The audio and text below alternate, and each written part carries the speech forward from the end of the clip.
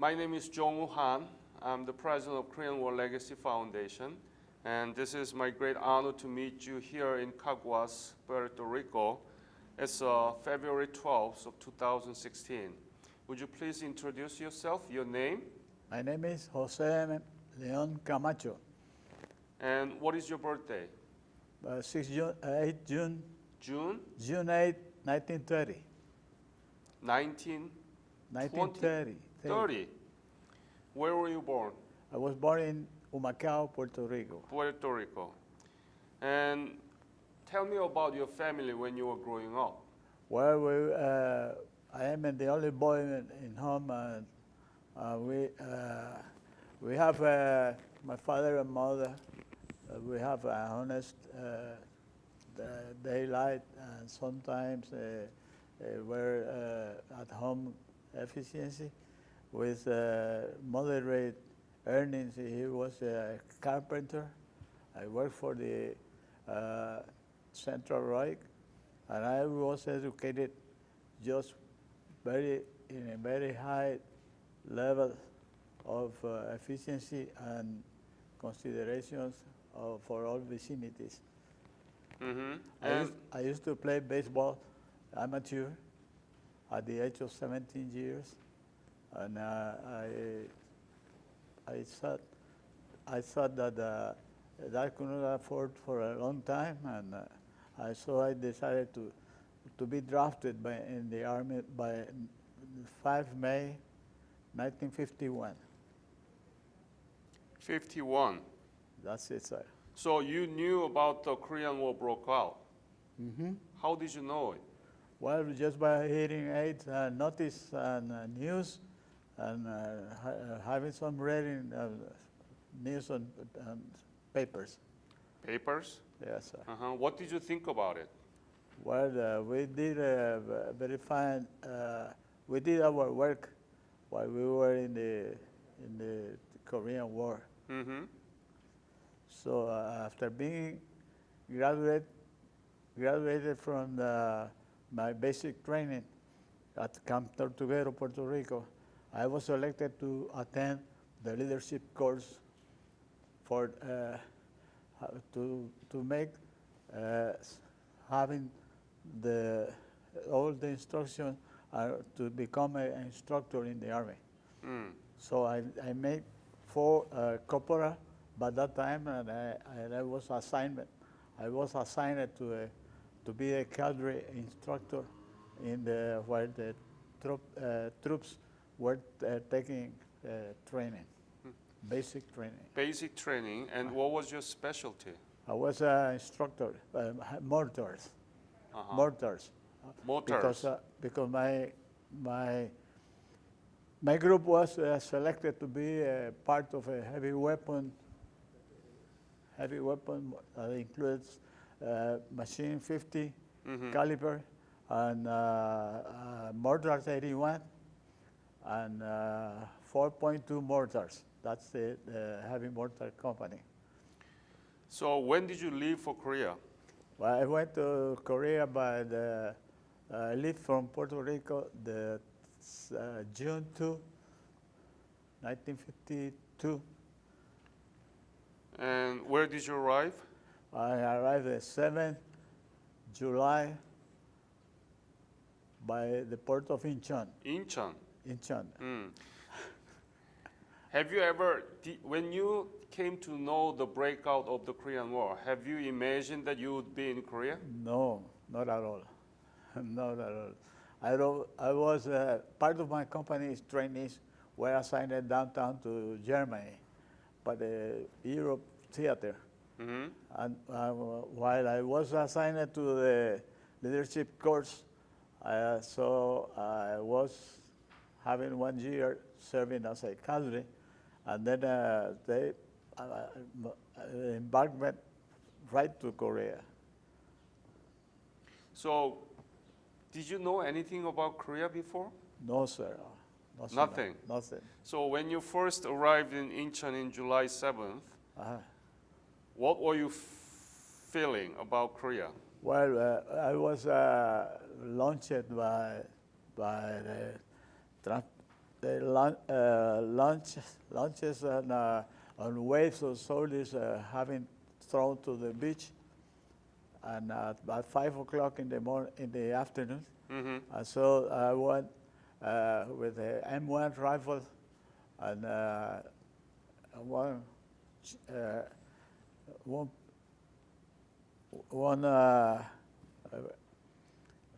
having down to the beach with the big waves. By that time it was about 5 o'clock in the afternoon.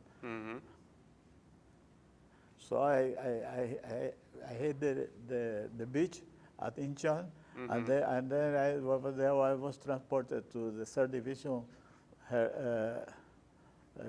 headquarters. 30 what? Headquarters. Headquarters. Where they were. Tell me about your typical duty at the front line. What Well- were you doing? Well, as I took the training of mortar, heavy mortar, Heavy mortars. 4.2, high-angle weapon. I was assigned to first squad, 1st platoon heavy mortar company, where my lieutenant was, Baldwin. Baldwin was my first company platoon leader. So he assigned me to the 1st squad, and I served as an assistant gunner, ammo bearer, and after that, I was chosen to be in the section of the moral alignments. Moral alignments were work with the FDC.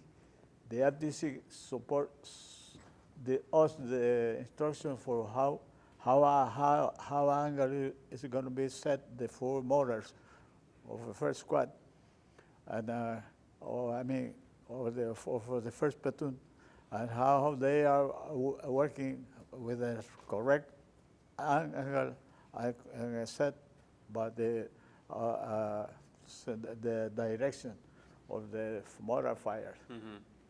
So when I was there, we took a lot of missions overnight because the action on the Korean front wasn't by the night. And we were alert, 100% alert. No smoking on the line, no resting. When you could rest, but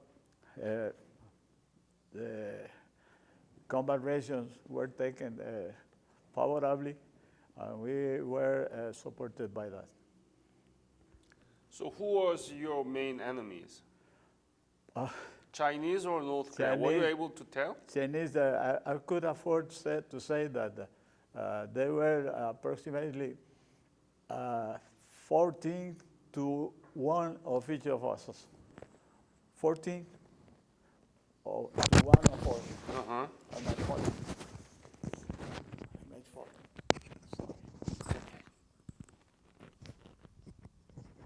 Yep. But we were trained by that time, and always there were some of them who could follow overpasses the main line of resistance, the MLR, and so we were told by the company commanders and our patrol leader that we have to be aware of the Chinese looking in the day as simply farmers. However, we have to avoid to choose to be in contact to them equally with the civilians. We were John Donpo, Kumwa, Kumhwa Valley, yes. and Pochon. Yep. I've been there because the units were very close to that by that time. The 3rd Division, which was 65th, was accompanied only by the 15th Regiment and the 7th Regiment. All the 7th regiment, the 15th and the 65th, were all set the 3rd Division. I supported with assigned units, just like somebody, tank company, heavy artillery, and then battalion accompanying the regiment. We used to be 3 weeks to 20 days in the main line, supporting the regiment, and we were very close to them, but in some cases we had to be in the outpost, because when I got the position after being working as a fire squad leader, fire missions, and supporting all the squad. I was assigned as the alignment to align mortars. Well, by that time, I had a first close with the enemy, not to close combat, in fact, but we were aligning, and then giving support to the 15th Regiment unit. They were very near to the 65th by that time, because the 7th was in the blocking position. So the thing is that when I went over with my 5 men with the aiming circle used to use it, because that was one with the red and white rods, and then we have the FDC elements to align those mortars. I was in charge of that.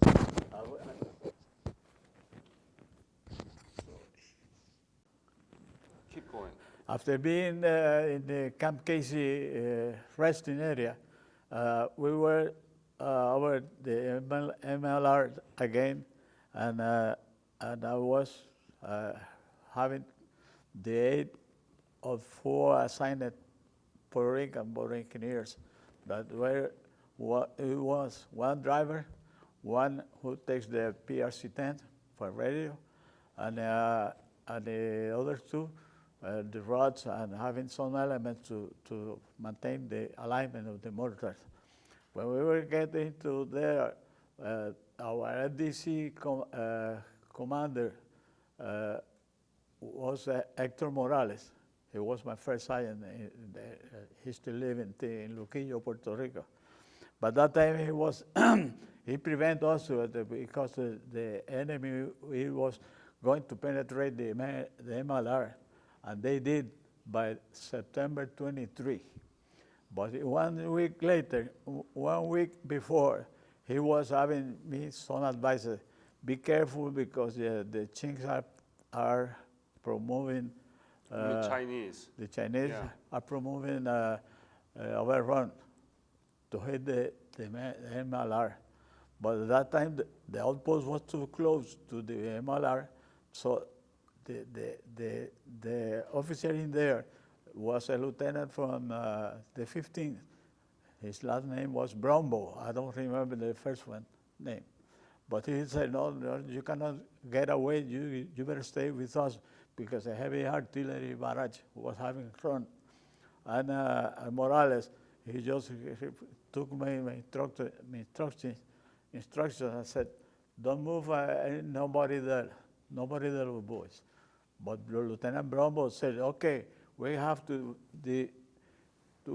go away from there, because there are many, and they are having a lot of casualties in the 15. So when we saw that Lieutenant Brombo says, okay, everybody run for your lives, but 7 o'clock, it was getting dark. And so I went over with my kids in a bunker and said, my boys, we have to move out. We have selected the more things you can, and don't forget the arms. When we went over, the heavy mortar barrage were having stroking us. By that time, more or less from 2 p.m. in the afternoon, about 9 o'clock in the night, that we were receiving heavy barrage of fire. From I remember Chinese. the Chinese, from Chinese. How close were you? Well, we went over less than 3 miles from the MRI. Less than 3 miles. And how far between you and the front line of our soldiers? There were approximately 25 or 28 miles up front with no man's. No. You are mortal unit, right? Mortar, Mortar unit, yeah. and you're frontline soldier, American soldiers. We're What very is the close to distance? we were very close to 500 meters or what? Yeah, very close. But the thing is that I was a alignment section in an alignment section, and I left the company, and I was assigned with 5 men, and the Lieutenant Brombo from the 15th says, no, you cannot go that way, you better stay here. So we came straight, a hit to my jeep. I was looking the jeep down there, well, by more or less 7 in the morning. The direct hit is boom, and explode the heavy motor, the jeep. So we cannot say, okay, we're gonna stay here. But Morales called me again and said, Camacho, I'm sending you who's gonna take you back here. So the enemy is going straight ahead, and they were very much too much noises more emissions, having explosion, everything. That was hell. So I was feel that was hell. What were you thinking at the time? Said, that's we're gonna get a force from here. We're gonna get. When he came up the hill looking for Camacho, I'm gonna get you. I have instructions to go back to the platoon. And one of them boys that were with me, we are in the bunker, and said, okay, they are looking for us, so move.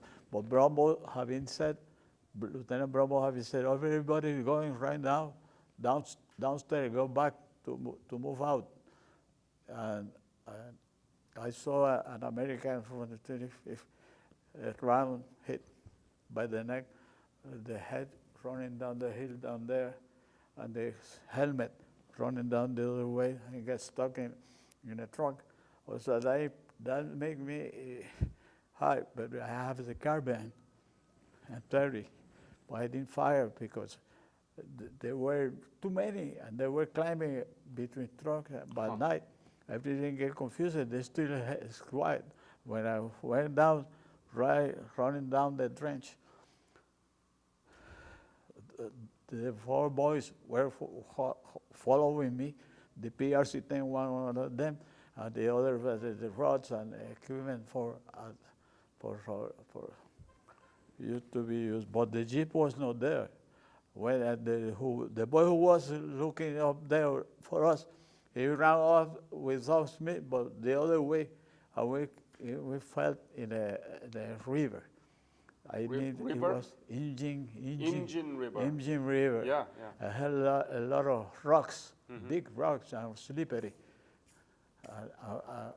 I said, by that time, I was 22 years.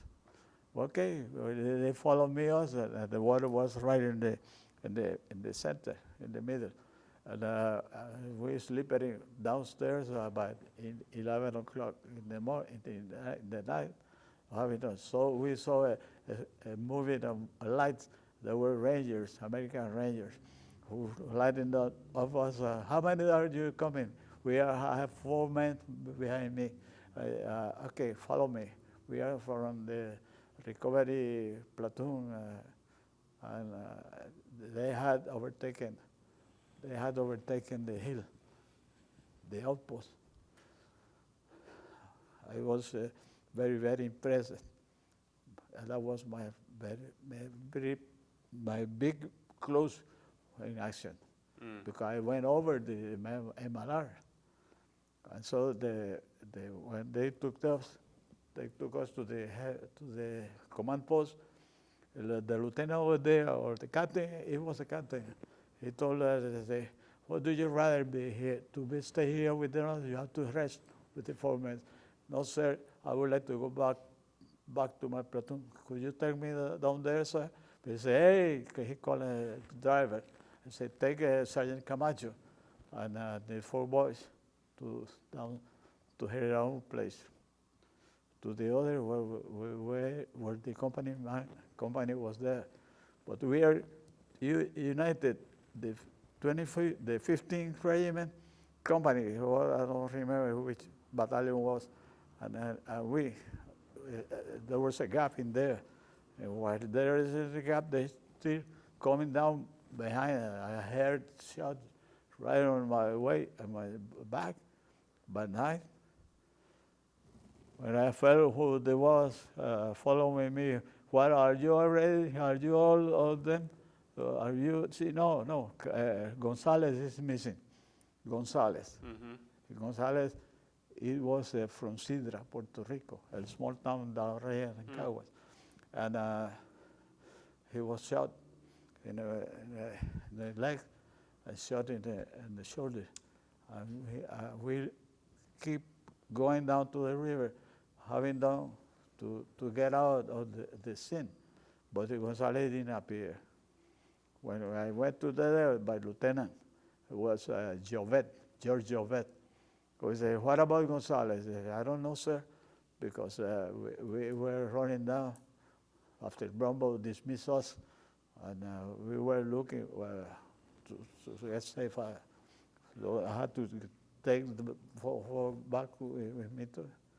But fighting face to face, I never did. I never hit a Chinese, but they were high. They were Mongols, 6 feet, 6'30", well, very high people. But I saw them very close. But they were many. They were too much. Yeah. What? When I went back, more than 500,000 Chinese over there. Yeah. Were in waves. Too many waves. Waves? Waves. Oh, waves of people. Four waves running. But when they appeared in the daylight, they were farmers. Yeah. With all of the. And it was not military boots. But they hide the armors, the straws, and having some to make delinquency, to kill the people. We were having a lot of casualties, but that way. When you look back all those years, 65 years, almost 65 years ago, what do you think? Why did that happen to you, and how do you put that into a perspective? How do you? Well, I had a son. I got blessed. I blessed God because he didn't have to serve in the army. But if he had to go to the army, my son, Jose, was like me. I would like that he could not be taken the way I was in there. I mean, it was a really hard occasion. So today, sometimes when I get almost sick, I remember those things. My wife says, you have to stay away from Korea memories. And my daughters, there are 3 of them. They say, Papi, forget about that because you have to support it. And I try to support it, but I never take medicine for that occasion. Your cousin Pedro were in Korea almost at the same time. And tell me about the day that you met him and took a picture together. By that time, I received a letter from my mother, which was telling me that I read it behind a large pine tree.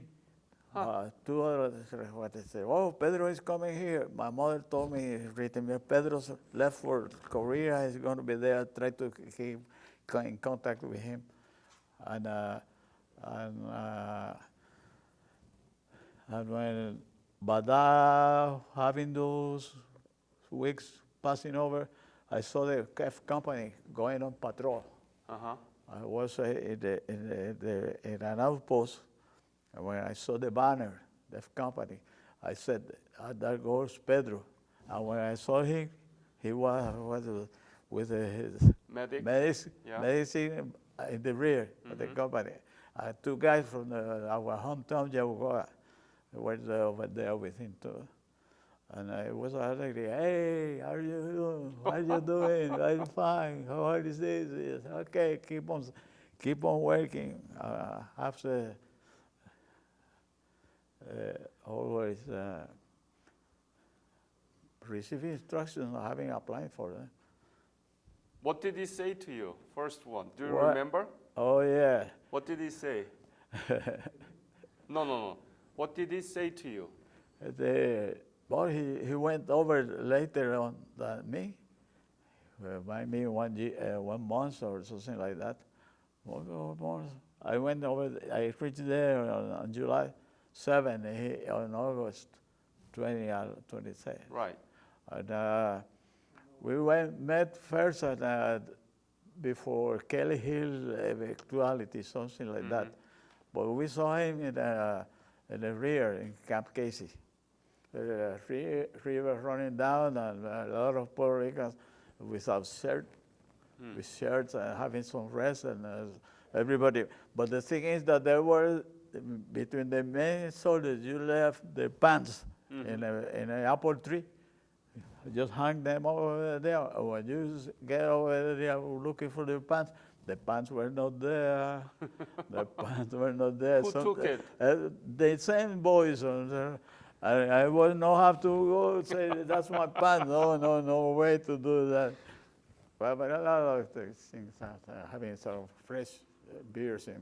And I was 22 years. I was not married yet. Did your mother write letter to you, right? Sir, and my company, I'm a platoon leader by that time, Lieutenant Thomas Leahy, sent a letter to my mother. Assignment, she was saying to her, we are very proud to be the son, Corporal Jose Emilio Camacho, has been promoted to this grade of sergeant. But by that time, I was having the alignment section with 5 men. And then Lee wrote a letter to my mother. But my mother said, when I gave it over here by ATS, because I didn't finish but it was 40 days more later on, I was supposed to be a civilian. I went over back to the college. And as I get that, Lieutenant Midnick, that was Robert Midnick, that was a 4.75 high, American. The more high I saw American over there, it was just like 7 feet. And he said, Sergeant Camacho, I want you to be my platoon leader. He just said, how did he say, sir? Well, you're going to be promoted. I'm a sergeant yet. Yes, you're a sergeant. But I want you to be the platoon's sergeant. Platoon sergeant? Yeah. Sir, I'm going back home. You know why, sir? You're having my helmet over here. He was in a bunker. I said, sir, I am the only boy in my home. I went back to college. I'm going to dismiss over because I was considered to be an OCS, officer candidate. But while we were there, everything goes straight ahead. By November 25, I was promoted to sergeant, E7. E7? E7, staff sergeant. By that time, then I was reassigned to the alignment section of the Korean, of the heavy mortar. So when did you leave Korea? I left Korea by 19 March 1953, the same day as my Saint Jose. I'm sorry? Saint Joseph. What do you mean Saint Joseph? The day of Saint Joseph is the 19th. We celebrate the day of the Saint Joseph, Ah. 19 March. Uh-huh. About that time, I was getting the, the, the, the big ship to go to Japan, and we the other day, without leaving the town, we went over directly to San Francisco. What did people say to you when you came back from Korea? Well, you better stay. Why didn't you stay in the army? Why didn't you get? Because you have a very good having. No, my question is, what do they ask you about the Korean War? Do they ask any about Korean War? Well, they were in my hometown, Yabucoa. They were very having too much casualties.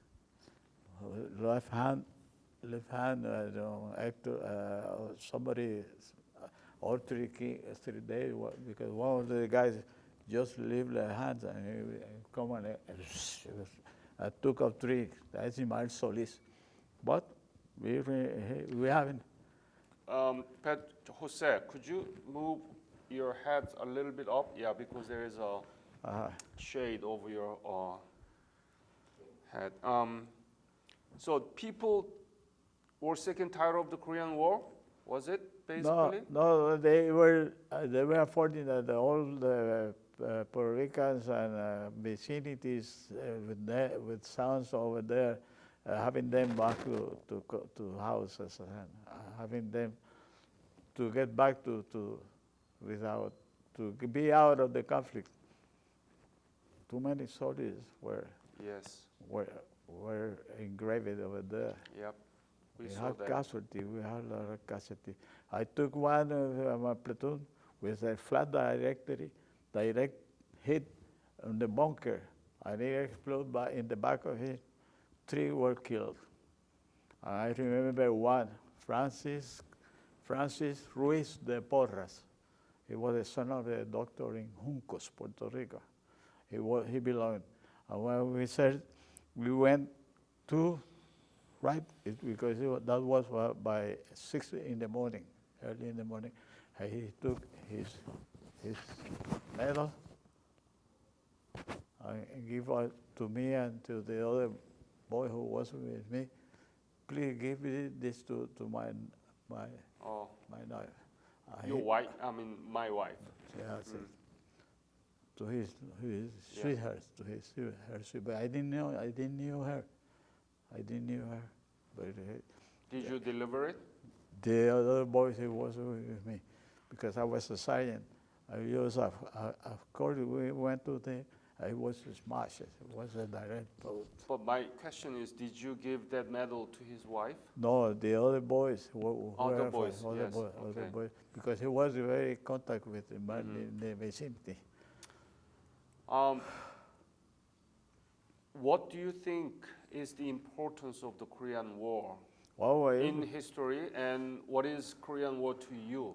Well, as far as I know, I have recompiled the facts that I can assume is that the communists, we had to stop it. And we did it. We served with pride. We served with pride, and they made a lot of hard things over. When I get over there, the first night I was traveling on a convoy, and we passed over the University of Seoul. Uh-huh. All the barriers were destroyed. Uh-huh. All the windows disappeared. But we were on a convoy. After they pick up at Incheon in order to go to the 3rd Infantry Division for assignment. But that was 10 or 9 in the morning, in the night. It was dark. All the wooden posts were destroyed, and all lines were lighted. There was no people around there. In the street? In the street, all closed. I received some guidance from MPs for having the country go to the correct way. but there was no civilians. All the civilians were running down up to the Hamhung or something like that over there. But Hamhung? Hamhung down Yeah. there, a big department near Busan. And we didn't fight over there, I thought, because I was You was in the west side, in the west side, the Injin River. Indian River, there was Kungwa, Choron. Cheondonni, Chong, Cheondonni, Cheongdongni. Cheondonni, Yeah, Busan, Incheon, Incheon. Pocheon. I remember those posts, as we say, as Pedro says, we never went over to be in the cities. We were all the time in the countries. Right, in the And front high line or peaks in main. front line, and having some buses in the river and something like that. But my second question was, what is the Korean War to you personally? Personally, it made me to be. I was not decided to be who were to be. How are we respond to our efforts of my father? My father was a carpenter. He took me out down to the university, and then he supported me by 2 years in the basic. But when I went drafted, I just told him his decision. I just told him, no, from now on, I'm going to keep my achievement and I want to have a family just like I did. And I went over when I get back. I went. I saw a notice which says in the main periodical, in the newspapers, Puerto Rican newspaper El Mundo. It say the University of Puerto Rico at the College Mayagüez and Mayagüez College for Engineers are looking for veterans who can approve, who can make the things as a surveyor, a land surveyor. I am a graduate from land surveyor. I got a bachelor. Surveyor, land. Oh, land survey. Land surveyor. Okay. Because I used to have the circle. I used to work with the azimuths, bearings, and something like that, having the position and ranges and something, distance, estimation of distance, and that I was practically, I was having the instruction in there that I couldn't afford outside. So when I took I saw the people, I told my father in life, Papa, I want to change my basic course from university to the College of Mayagüez. But my father said, but you can't be a civil engineer. We can afford now that you're going to have some studies approved by the government. But I said, but the thing is, I'm going to be 24 years. I want to be having short wave in 36 months. I got my bachelor in land surveyor. When was it? Active. When was it? When did you receive the degree? They received in 1955. So you got the GI Bill. See? Uh-huh. See? I had my father. And when I was there over there, we got the payment, monthly payment. They took a paying officer having, to get the money. I say, I want to send back part of my earning, monthly earning, an allowance. And I said, how much are you going to send? Okay, let me put me $150 allowance to receive at my home. So my father, You're talking about your salary, right? my salary monthly. Yes. But they pay us with combat money. Combat pay. Combat pay. We afford combat pay after having 20 days in the front line. Yes. That's it. But the thing is that when I went over here my mother says, "Come on here, I want to tell you something." Look, the booklet from the back. You Yeah. have you have for $150 How much? for $150. Every my month. allowance every month. Every month, yeah. I got $3,000. I said, okay, with that I'm going to go to college. But how much was GI Bill actually? Did GI Bill pay the tuition, right? See, while I was there, sure, $110 was my monthly payment. From Fees. GI Bill? For GI Bill, $110, Mm-hmm. because I was single.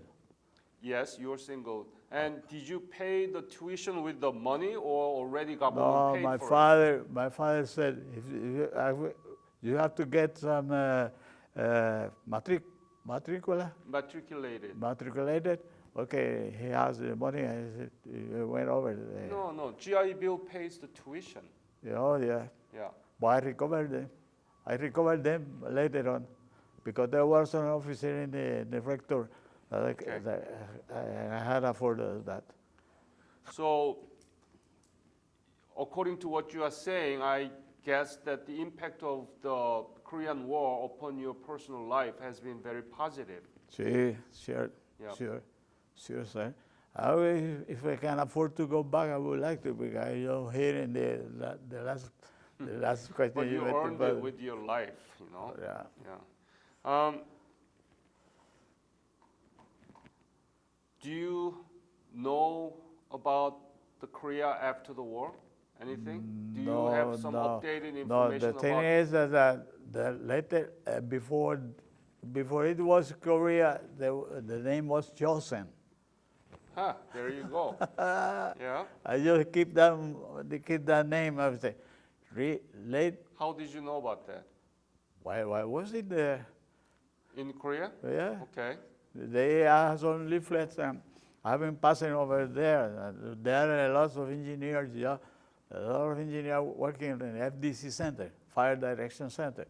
But that time, Morales was the leader, Sergeant Hector Morales. He was my before the instruction of my platoon leader, Jovet.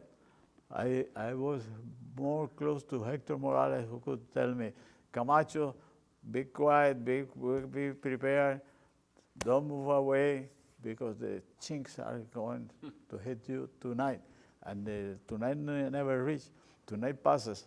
By the 5th day, he told Camacho, before I want to send you to go back to here, to Bogota. When he sent for me, the foreman, the other foreman, they were crossing over the night. Then I had to go. Brombo told us, okay, run for your life. Everybody running. Come, pick up.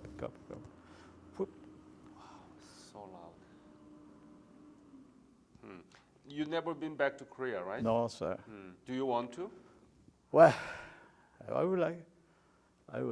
Some say that I don't want to go back because it was too much. It was. I was 22 years. I was not. I was a sergeant, and I would like to go back just by that. Having seen the University of Seoul and some other places, but there are a lot of big peaks, too high. What do you mean, the high rise? High, 5,000, 6,000, 6,000. Mountains. Mountains. Yeah. Peaks of mountains. As I told your cousin Pedro, Korean government has a program inviting Korean War veterans back to Korea so that they can see the development has been made since the Korean War. But the thing is that I have to get permission from my wife too. You know, your wife can go too. Oh yeah. Yeah. Well, I don't know the exact sort of financial arrangement, but many of Korean War veterans, they actually went back to Korea with their families sometimes. their family. You know? I would. Would you be interested in? I would. Yeah, I think we need to really, because I've been here 2 days and I never heard of anybody who Would like to actually go back. actually went back to Korea. Oh yeah. But in the main continents, there are many Korean War veterans has been back to Korea. Well, I am a retiree from the government of Puerto Rico. I used to work with the Puerto Rico highway transportation here in San Juan. Uh-huh. And I have no more works, civilian works. I'm just a retiree. When did you retire? 23 years I had. I have 23 years as a retiree from the government. Mm. I got my pension, and that's what my way of life. Mm-hmm. Any other story that you want to add to this interview? No have more to say, sir. That's it. It is my honor to have both of you, Pedro and Jose, together. Right. And you are the family, cousin to each Yeah, other. yeah, You were yeah. at the same time in Korea, and But you it's- survived. That's Yeah, very good. yeah, Very good.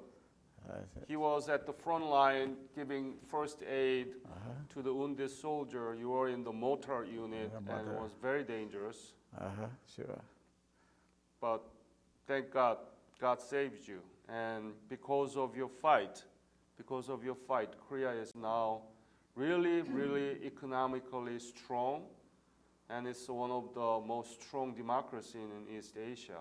I recognize that, sir. Isn't that nice? Yeah, sure. It's a something good came out of your sacrifice. Sure. So I want to thank you again, okay? Okay, thank you, sir. Yes. And I really hope that two of you can go back to Korea together. Oh, yeah? You know, I'm not sure. No, Kelly Hill is south of the DMZ. It's in the demilitarized zone. What? So you may be able to see those from the DMZ, South DMZ, but you can see Seoul, Incheon, Incheon? yeah, and you're not going to believe it. Uh-huh. Yeah. Right. It's a pleasure for me to. I would like it. It was a blessing for us to have U.S. soldiers there. Sure. So thank you very much. All right, sir. Yep. That's it.